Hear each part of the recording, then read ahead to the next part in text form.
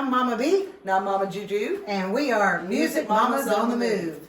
Today, we're at Big Tez's House of Drums. We're so excited to be here with Tez Sherard. Yeah. So, Well, it's great to have you. No, pleasure's all mine. Yeah, it's Yes. awesome. Well, we just love you, and so this has been a goal for us, and so we had a couple questions. Okay. Well, just so people know who we're talking to. Tez is the drummer for the Edwin McCain band. He's a business owner. He's a dad. He's a granddad. He is a touring musician. Business owner. So he's probably one of the I've always said you're one of the busiest people in the business. So for you to take a few minutes today and talk to us is just perfect. Thank you so much, it's my Tez. pleasure. So the shop is incredible. What services do you offer with the drum shop? So I cater to used gear, Okay. so that I can be financially compatible and feasible for the working musician. Gotcha. That's the goal. Yeah. Me being a working musician and doing it for a living, I know how hard it is for you to invest in gear and pay bills. You need the professional gear in order to be a professional and do what you do. Right. But at the same time, you also got to make rent, And so I try to set up payment plans and different ways for musicians to be able to come in, bring some gear and trade, and work out a nice, feasible, fair monthly payment plan where they can, as they play, they can pay. And so that's kind of been my business model that has helped really take the Big Tez House of Drum brand to the next level. I did see a few years ago you were shipping internationally. You got some international clients. I do. Yeah, I'm struggling right now with the shipping though because the catch is, a lot of the bigger conglomerates, they offer free shipping over $250, no matter what it is, no matter how big the item is, if it's a whole drum set or if it's a snare drum. Right. And it's hard for me to top that. Yeah. And I got to ship a whole drum that's already used. Yeah. And you're paying used market price. Yeah. And you pay, say, $500 for it, and it costs me $500 to ship it.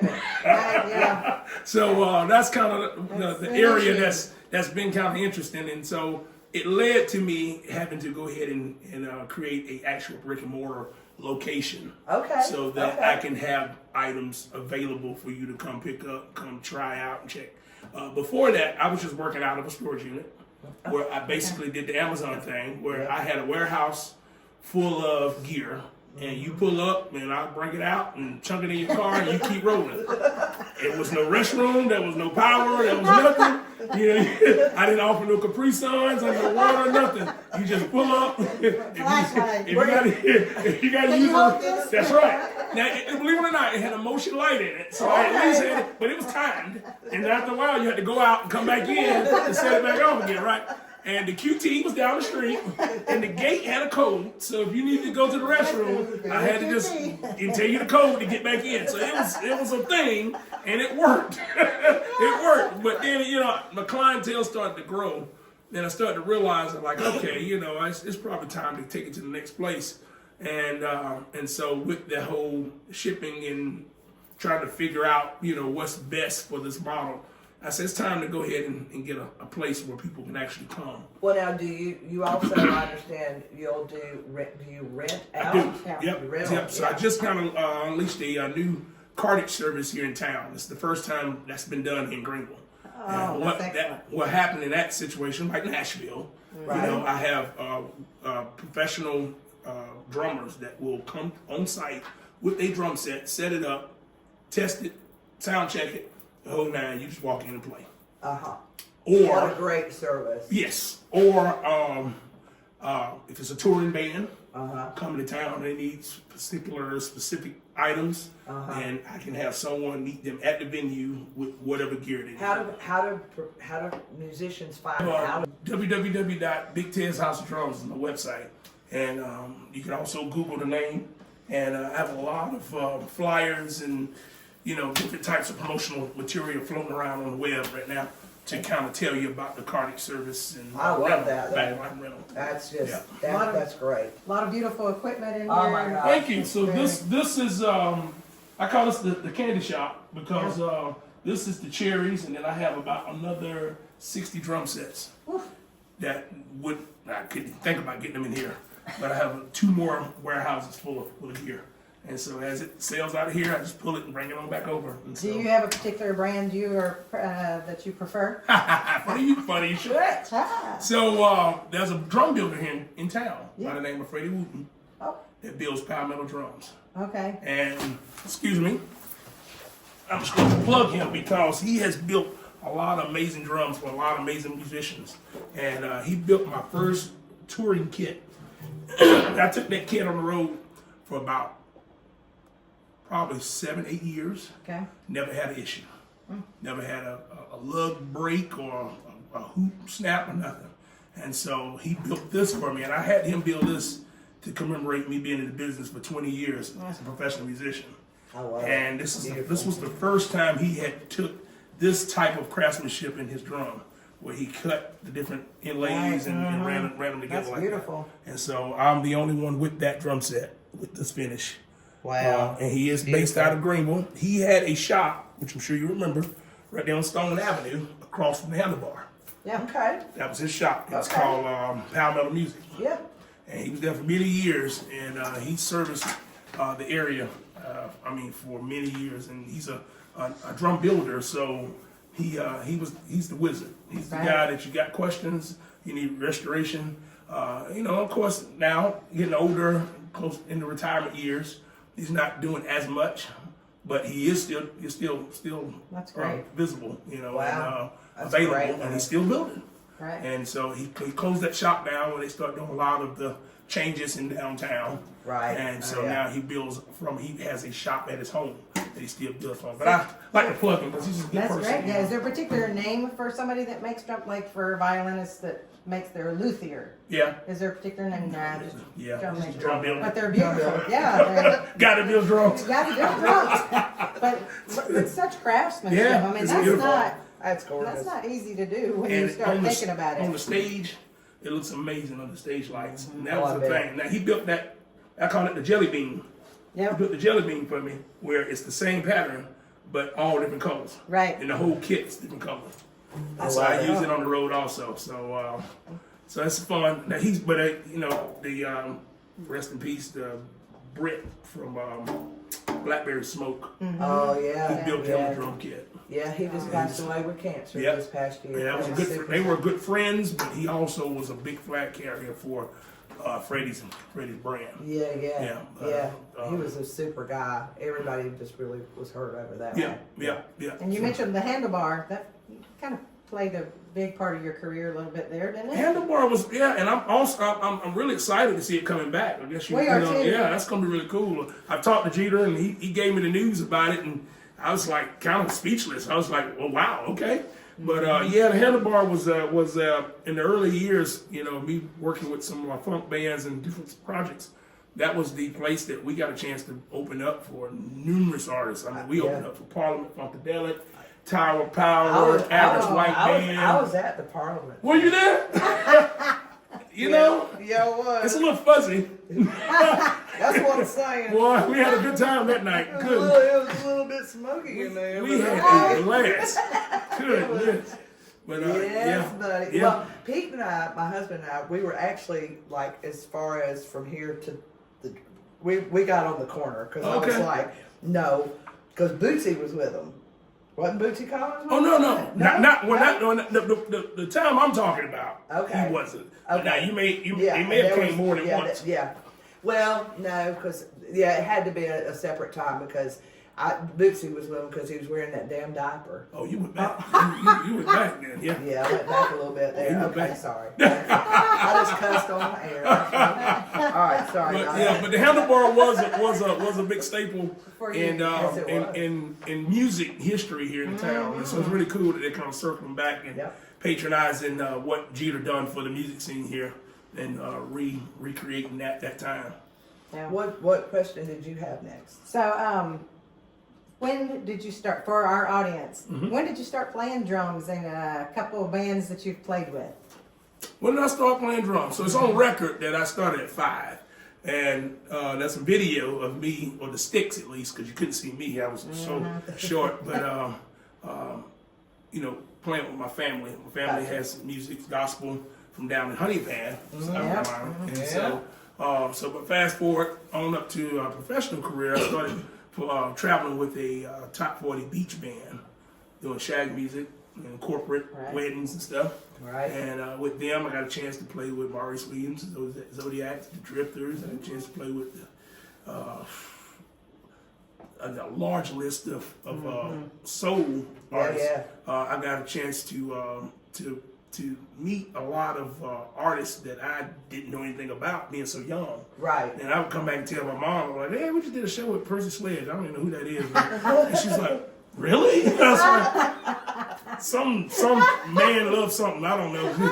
And she's like, and so, now I can appreciate it, know, and I go back and think about, like, wow, I got a chance to share the stage with, play with, or, the band that I was working with at the time, it was a horn band. And so the cool thing was we had a horn section, and so a lot of our agents would book shows with these artists. Now, was that when you were with Gypsy Soul? No, that's way before that. Way before that. Wow, okay. Yeah, Gypsy Soul, that's later on. Okay. The Gypsy Soul thing came along. I said, so I did the beach music thing, and then I moved to Greenville.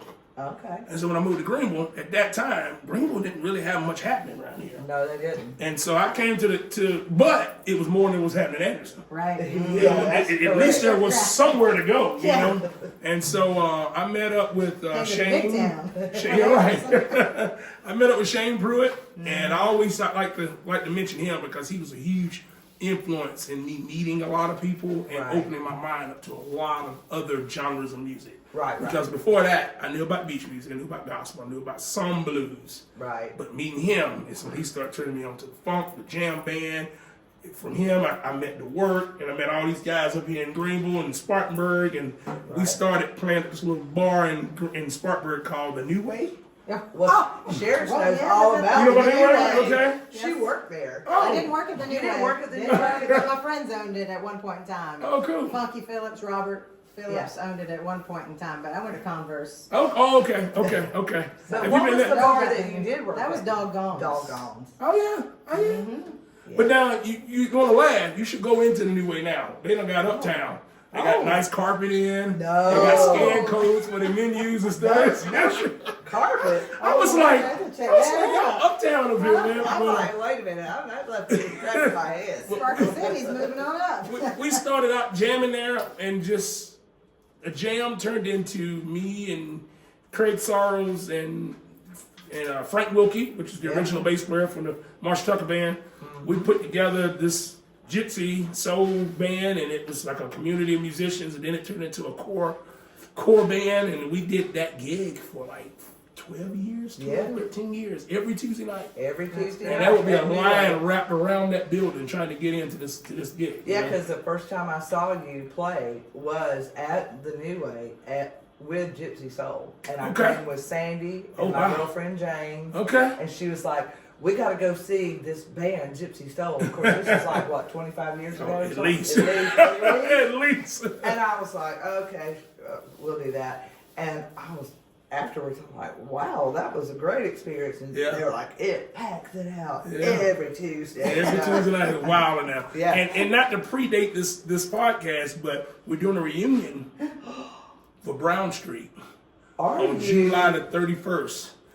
Where I put together the original Gypsy Souls, and I'm bringing in Miss Whitney Bradley and Miss Jamie Wright, and we got Miss Wanda Johnson and Marvin King's gonna stop by. But all these artists are gonna come together for a kind of a remembrance and a reunite for a night. Put that on the calendar. That'll be fun. It's gonna be a fun night. No, we're gonna be there. Yeah, I will be in town for that. You can cut that out of the. You're gonna cut that out of the video, but it'll be a great time to bring all those musicians together. I can't wait. That'll be amazing. Which goes back to the history part of the Gypsy Souls. They approached me at Brown Street about doing a jazz thing, because remember Brown Street was a supper club. Yeah. They just did like snooty steak dinner type deal. Yeah. And they had like duos, playing jazz. Right. And so I came in and played, but because they knew I sung, at the end of the set, the band leader was like, "You mind singing a couple songs?" And I was like, "Why? We ain't sung it all night. It's just instrumental." He said, well, just to change it up. So I sung like Stand By Me and Doctorate, and the people loved it. And so then they were like, well, you guys mind playing another extra hour? I was like, we've been playing since 6, and it's like 9:30 now. It's like another hour. So they were like, yeah, we'll make it worth your while. These people really enjoying this, the vocal. And the next week, the guy that owns the place, his daughter called me and was like, they really enjoy what you're doing. You mind coming back this weekend? So I came back with them same guys and sung more. And I was like, y'all might would enjoy my band, the Gypsy Souls, the way y'all digging all this vocal stuff. Right. And so she was like, well, I'll tell you what, why don't y'all play until this time, and then maybe the Gypsy Souls start at 8 and play from like 8 to 10. Right. And so that started a new thing. And so I brought them down from Spartanburg. Right. And we started playing there. And next thing you know, they offered us a house gig, and we were playing every Thursday. Is Craig coming up for this Yes. one on the 3rd? Craig has moved back. Has he? 'Cause Yes. I knew he'd moved to the beach. That's correct. That's Yep. right. Yeah, he's back. He's back now. He said they put the last few things in, and they'll be officially back in Spartanburg next week. Oh, well, that's great. Yeah. It'll be nice to hear him play Yeah. again. Yeah. Well, that kind of leads me a little bit to ask you, one of the questions I had was you had a close relationship with Linda Rodney, also known as Chocolate Thunder. Chocolate Thunder, yep. And I guess, how has her legacy shaped your journey? Chocolate was amazing. She's an amazing talent, very, very talented. She was stubborn, and she had her idea of what she liked and what she wanted and how she wanted to do it. Yeah. And that's kind of what we would clash at. 'Cause Yeah. I would always try to tell Linda, I was like, well, Linda, I get it, you want to do it that way. I said, but there is a formula to this thing in order to get it into the ears of the people that's going to appreciate it. And she was like, yeah, I know, but I want to do it this way, and they like it. They don't like it, I don't care. And so we just kind of had that relationship, and she would keep it real with me, but she would also be listening. Yeah. And so, it may take 2 or 3 months before she circle back around and say, okay, let's try this. And I'll be like, sure, let's try it. And the last performance I saw her do was at Fall for Greenville. And that's been 20 years ago. It has to be. I mean, because it's been so long, I really don't remember. But she played in front of the Peace Center stage. And she just wore it out. Yeah. I mean, she was amazing. Wore it out. Great vocalist, amazing. And then she passed away. That's right. How long ago? How long was that after, you think, that? I'm terrible with dates because they mention it. They have that Linda Rodney Award now. Right. Now, you helped develop that, right? Yes. Well, I didn't help develop it, but now I'm carrying the flag for them. I got you. But they decided to implement that into the Fall of Greenville. Right. And but I can't. It's hard to. It's a little fuzzy on. It just happened fast. Yeah, it did. I'll say she that. had cancer, right? And I did get a chance to go to the hospital and see her about a week before she passed. Yeah. And I got the call from Ron that if you wanna say goodbyes. Well, and I just think It's I've hard. always kind of related that with you, because of the whole award thing. Because I saw where that happened. Because I've been, I really keep my eye on everything going on. I see. Oh yeah, I got a lot. she's my a lot of information. Wow. she's my walking encyclopedia. Very impressive, man. Yeah, just Greenville history, music, and all music. She's And it a proves walking- that people are always watching her because Oh, she yeah. just went back to New Way, and I may not have saw you like that, and I Right. knew you, Right. but you But saw. I knew who you- yeah. That's amazing. Well, and it's because I just have had this huge love affair with music Yeah. my whole life. I understand. And it's always been a part of my life.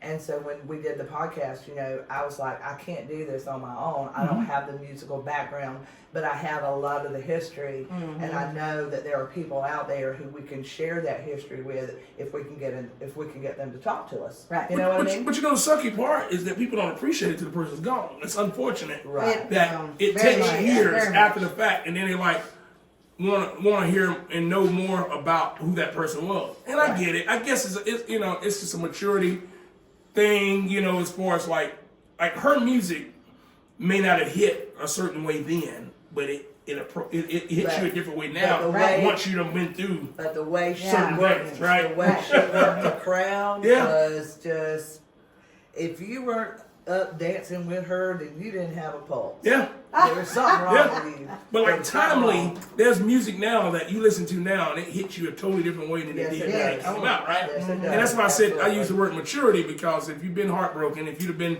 through sickness and you lost a loved one, a certain song that you done heard 1,000 times, now one line in that song, one line of lyric in that song can just knock the wind out of you. Yeah. You're And like, that's wow. the hardest thing to teach. Like, so I'm teaching, high school. So then you try to teach them how to feel music. And that is the hardest thing, because they don't have that level Right. of emotional, Yeah. Maturity. That's it. right, maturity built up in their life so far, in their lifespan. But once they get it, Yeah. it's like, So to that point, one of the things that this reunion is going to be a fundraiser Okay. to put some money back into the arts here in Fantastic. Greenville. Because what we would like to see happen is there more interaction of live music, live opportunities for Young musicians. musicians, Yes, yeah. because there's no platform for them to go express themselves, right? It's like, I mean, and don't get me wrong, you're limited of what you can do in school because you're there to learn, Right. right? Not necessarily to do a whole lot of, Right. sharing. You consume it, but then what do you do with all this that you done, right, you done bottled up, Right. right? And so platform. I have a jam that I do, and the Jazz Collective has been awesome. Yep. And they got stuff that they have going on, and so they'll be one of the recipients of this fundraiser. But this jam, my biggest goal, and Miss Jamie Wright with her vocal studio, we're trying to, her students, they're all a good upcoming inspiring vocalists, but it's like, then what? It's Right. like they don't have no one to share it with. And so we're trying to create like some opportunities for them to meet like minds. Because that's a big part. That's what changed my life. Right. It's like I said, I met Shane. Shane introduced me to Frank. Right. Frank introduced me to It's all about numerous the people. relationship. And more, I found my people. Right. And so when people are like, well, why did you move to Greenville and Spartanburg? I was like, because I couldn't find my people down in Anderson. That's my Right. family, and I love the people down there. Right, it has nothing to do with And that. Wanda's from Anderson. Yeah. But it took me leaving in order to be able to appreciate her, to come back and meet up with her and start working on her later on in life. Right. But I was right there in But town. you traveled Europe with her, I right? did. Yes, yeah. you did. And me and now, she's one of my best friends. We talk all the time. And I always tell her how much I appreciate her as an artist, as a songwriter. But her music is like, it's like I listen to it and I'm like, wow. Like, I was right here in town when you wrote this. Yeah. But I had no appreciation for that at that time, right? But Right. then later on, now, it's like when I play with her, I'm just back there shaking my head like, that is beautiful. That melody is amazing. And da-da-da-da. And then she'll say something like, yeah, I wrote that when I was dealing with this. And I'm like, wow. Yeah. And that hits totally different now. Right. And so with these kids, not to stifle their creativity, Yeah. the biggest thing now is give them some kind of outlet. Well, to, when you start promoting that, let us know so we can, help you promote that Thank on you. our Thank you. podcast page. And I hope- Oh, Yeah. yeah. I mean, that's what we're all about. And not throwing any shade or throwing any darts at anybody, but I hope that the city of Greenville get it. Right. Start to understand that all these music venues they're building for you to pay to come and see all these different artists coming through does nothing for the real, true music, Right. young music community.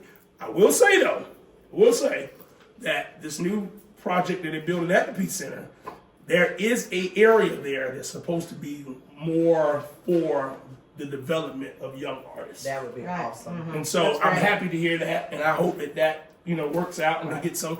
Steve Watson was a big Right. Oh, yeah. influence I was on gonna helping say, them develop Fine Arts this. Center. Edwin was part of that, and they got a lot of creative minds that was part of this idea of putting this new Right. venue together. And then we're back to Jeter again, what he's doing out there at the at that new sports arena that they're doing. I'm not sports. I'm sorry, a live music arena. Was it True Line. Line? True Line. Yeah, Same Michael thing. Brozier. Creating a room where we can have not only touring artists come through, but we also want to have some of these young artists Right. open up Right. and get in front of these crowds because Yeah. they always That's say fantastic. Marcus King is a prime example of that. Yeah. Prime. And He had to Prime. leave, He had to go to Nashville to make it. and now, And so did Nikki Lane. So did Nikki Lane. and nothing against his hometown, but it's like, why come back? Right. They didn't get me then. Oh, now I'm a star. Yeah. So they get me now, They get me right? now. But they didn't get me then.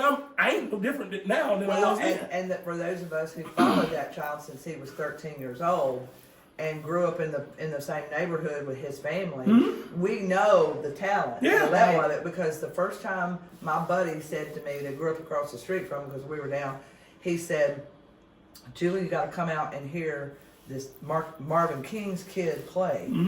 He was playing at Brown Street. Probably with us. Yeah, maybe. He used to sneak him in every Thursday. I know, because then he had to go out back to the alley so nobody would talk to him because he was too young. He was too young to be in And there. so when David said to me, "You've got to hear this kid. He's better than Marvin," and I said, "Shut up." Yeah. There's no way. Yeah. Because Marvin King is one of the best guitar players to ever come out of Greenville, South Carolina. Yeah. And so that's one of the reasons I think that we are so supportive of our local people, because we know how talented they Yeah. are. We know how hard it is. And then you took us to see him. You At grabbed Soundbox Tavern. Yeah. And he's a good example of what we're talking about Right. now. Unfortunately, at that time, he didn't have. There wasn't much of an outlet, so Right. we brought him in. Right. We let him sit in. I mean, Craig and myself. Well, I can't take all the credit because Craig a lot of times would put him on the gig, knowing he wasn't old enough to get in there. And I'm like, Craig, come on, man. You gonna get trouble with the venue because you got this underage kid in. He said, "Man, but when they hear him play." Yeah, you wanted him to play. I'm like, I get it. I get it. You wanna hear I him said, play. but rules are rules. Sled is real. Yeah. You know what I'm saying? And I was like, sled is real. And he would go in and he was like, "Look, man, da. And then he play a little bit and like, all right, if you're going to take responsibility for him, let me put a band or something on him, Yeah. And they would work it out, but it was like, as soon as he's done, he got to go, Yeah. And, that was his chance to get in and play. Right. And so now it shouldn't be like that. Like, Right. we got too much technology and opportunities now with these venues, the ones that are here and some that are coming, Right. to open the floor up. Now, tell us where everybody can find where you're playing all the time. Do you have something like on social media where your schedule gets posted? So that's a murky thing because I got so much stuff going on with so many people. I put a schedule out myself Right. every month. That's what I thought. That's on my social media, which is Tez Sherard. S&W Music is my, my partner Jamie Wright is my agency I do booking Okay. through. Okay. And oftentimes, I will post schedules for different artists that I work with on that Platform. platform also. But if you Google my name, it's gonna pretty much say what's somewhere I'm gonna be or something going on. Yeah. I know that's not a direct answer, but it's a true answer because That's okay. it's like I have so much stuff happening. It's hard to just kind of post or have a website that has everything. Because see, sometimes my schedule change. Like for example, I was supposed to be playing this weekend somewhere around here locally, and if I had put the schedule out too early, it would have said I was going to be here in town. Right. But we're doing the CMAs in Nashville. I leave out in the morning. I don't be gone. We're doing Nashville 2 nights, and then we're doing Myrtle Beach. So Are you with Edwin Yeah. for that? so if you follow that, you show up and I'm not there. Yeah. But now if you follow the schedule that I just put up yesterday, right, then it's going to give you an accurate of what's happening in June. How much do you tour with Edwin? I mean, because I know there's times when he's on the road and it's an intense schedule, like when they were out with Hootie and Collective Soul last Right. year. We were at that show, and was it just him? Just a trio, It right. was just a trio. Yep. So how many shows do you think you do a year with him? So he has the solo Right. acoustic, and then the trio, and then Right. the full band. Full band probably do about 80 to 100 a year. Really? Yeah. That's great. We head That's out with insane. when we do this tour with Train coming up in August. Oh, I know. August, September. That's gonna be about 45 to 60 days hard hitting. And the guy who's the lead singer from Train is just, from what I understand, one of the nicest guys you'd ever want to meet. I'm looking forward to meeting Yeah, them. I mean, I don't know. Yeah. That's why, because I'm always like, are they nice? Well, they've been super to us, and that already. Their management and all that folks has been really nice and accommodating. So Will you be local at all with that show or with that tour? Or is it all everything out is out west? Is that west this yeah, time? yeah, Okay. yeah. Everything is California, Okay, Arizona. You know, but it's like the Hootie thing though. Remember, Right. all the dates for that was there. Yep. Out in Colorado, Yeah. and then they added Columbia, and you Yeah. know, so You never know. I think the success of it, you know, they start looking down the road, Yeah, trying it was to figure out how they great. can, We were there for at least that. Atlanta, you know, Yeah. Charlotte, you know, Right. Somewhere close. yeah. Well, so Yeah. we'll be watching for that. as But well. that's probably the best way to or call her. Or Just call her. Cause I almost want to call her. yeah, you should. She can tell me where I'm gonna be at. You listen. I promise you. Where I'm being, and I'm like, good, great. That blows me away that you know what you know. Oh, dear God. And I'm telling you. and I'm an old ER nurse. That's cool. But I've been going to live shows since I was 15. My first show at the Greenville Memorial Auditorium was Foghat. Okay. And Okay. yeah, Foghat. And then, I saw Molly Hatchet and, I was AC/DC Poison. and, you Poison. saw Tesla and Poison and Poison. Tesla. and So Poison. we with what's his name? Oh, The lead singer? yeah, wasn't it Brett? Brett Brett Michaels. Michaels. Yeah, we with him next month actually. Oh, Well, you really? tell Tennessee. Brett I said, hey. I'm gonna tell him you said. I'm gonna tell him just that. You tell him I said, hey. I'm gonna send him this podcast. I'm gonna say, What a look at backstage this. pass to that one. I like, hey, Brett. Hey, Anthony from Greenville Memorial Auditorium. We love us some Poison, though. That's cool. God, That is too cool. Ricky Rocket was the drummer, wasn't Yeah, it? yeah, that's right. That's Oh, right. you remember Girl, I something. met him. Yeah. I got a picture with him backstage. That's awesome. That is awesome. For the future, though, we would really love to do like a sit-down session with and recording with you and Jamie. Okay. I think that would Let's be do a it. really good. We love her. She seems like the nicest person. Yeah. And she's such a great singer. Yep. And she's one of those people that it's like that Mm-hmm. or something would just pick up and get airplay. Yeah, You know what I mean? yeah. Well, yeah, she's got a lot of stuff out there, and Yeah. you know, this business is It's It's tough. hard. it's a whole other conversation. But Yes, sir. Yeah. I know she, that. she's working hard, and the biggest thing when I first met her, her wanting to get into the music scene, was getting her out of the day 9 to 5. Yeah. Yeah. Because I was like, if you're gonna do it, You gotta do it. You You know? gotta do it. And Yep. when you're used to working a 9 to 5, that's your bread and butter. Yeah, That's your that's means hard. of employment. And so when she met me, and I was like, this is what I do. This is all I do.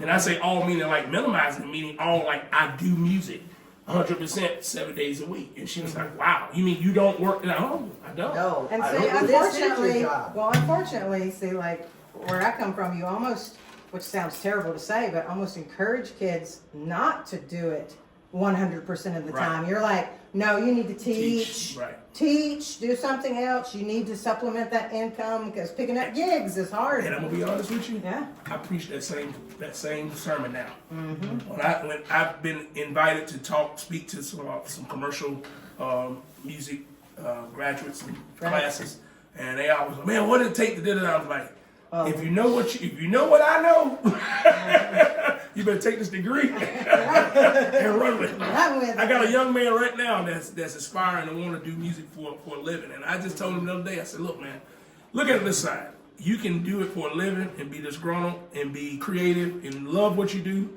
and sleep on the couch. Yep. Or,